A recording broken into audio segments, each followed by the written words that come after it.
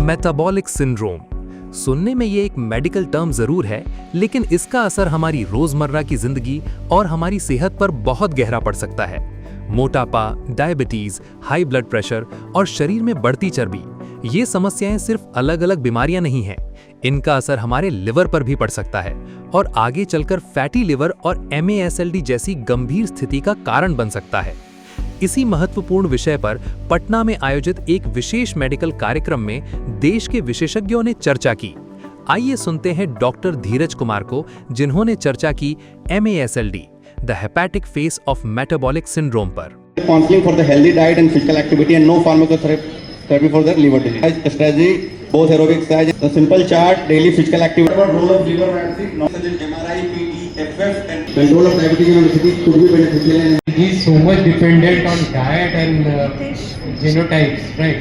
And most of the data that we have is from West.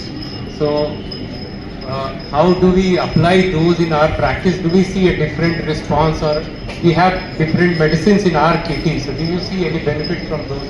Yes, what is your algorithm for using E or pioglitazone or saroglitazone?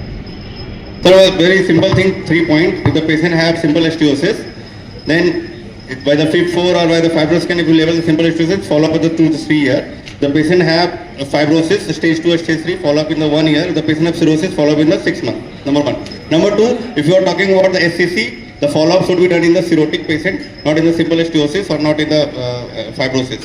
SCC should be screened in the cirrhotic patient each 6 months by the ultrasonography or alpha-fetoprotein. We can mix it with alpha-fetoprotein also.